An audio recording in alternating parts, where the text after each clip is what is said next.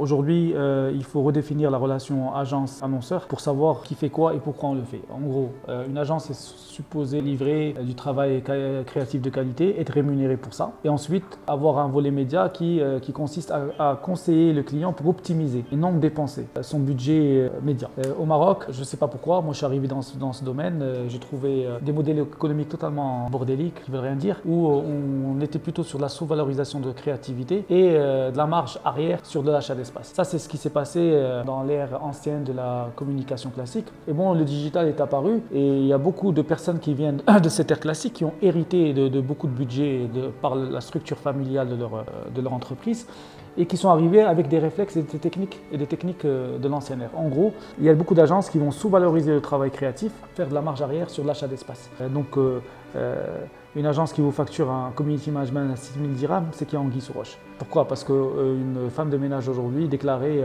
coûte 4 000, 5 000 dirhams. Donc, comment faire du bon community management à 6 000 dirhams alors que le community management nécessite des ressources de modération, de créativité, de rédaction et de vidéographie parfois pour faire des montages. Et donc tout ça vaut 6 000 dirhams ou 7 000 dirhams, c'est pas possible pour moi. Enfin, je fais de la compta analytique, etc. Ça rentre pas dans la comptabilité.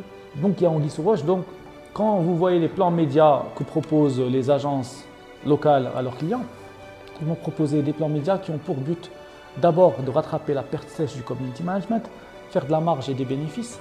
Et donc tout ça, ça veut dire que l'agence ne va pas conseiller le client à avoir un plan média qui est dans son intérêt. C'est-à-dire qu'on est dans l'intérêt de l'agence qui a pour but de récupérer sa perte sèche, etc.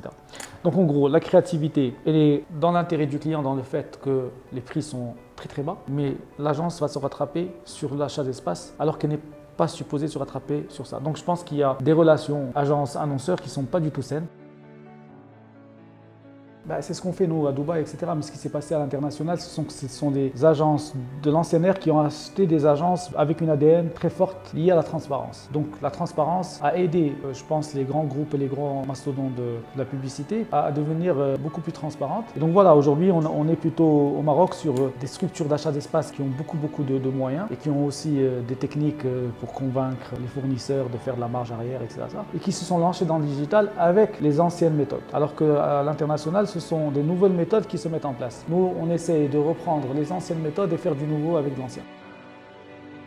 C'est payer votre agence au forfait pour qu'elle puisse vous livrer un travail de qualité et payer votre agence média au forfait pour qu'elle puisse vous aider à optimiser votre achat d'espace. Et laisser la liberté aux agences de pouvoir travailler sereinement, de travailler correctement et de travailler aussi dans la légalité et de se sentir fier de leur travail. Parce que même si tu bricoles, tu fais de la marge arrière, etc., à un certain moment, tu n'aimes plus ton métier, donc tu n'as même plus envie de créer, tu n'as même plus envie de servir tes clients puisque tu sais que tu dévalorises ce que tu vends et tu gagnes sur un métier qui n'est pas forcément le tien. Tu gagnes sur de l'achat d'espace sur Facebook ou Google ou sur des sites qui... De façon déguisée.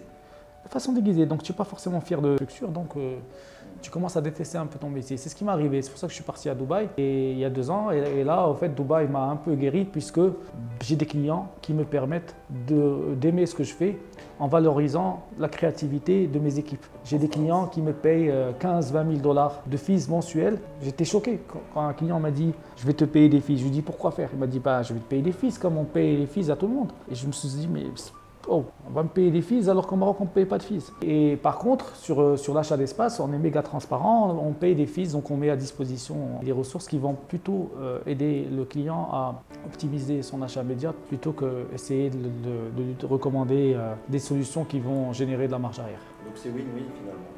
C'est ça la pub. L'autre modèle, je ne sais pas ce que c'est un modèle de transition qui a été créé au Maroc pour arriver à un modèle vers une crise. Aujourd'hui, je pense qu'il est temps pour que tout le monde se pose la question et que les agences et que les annonceurs discutent de leur métier et de leurs attentes.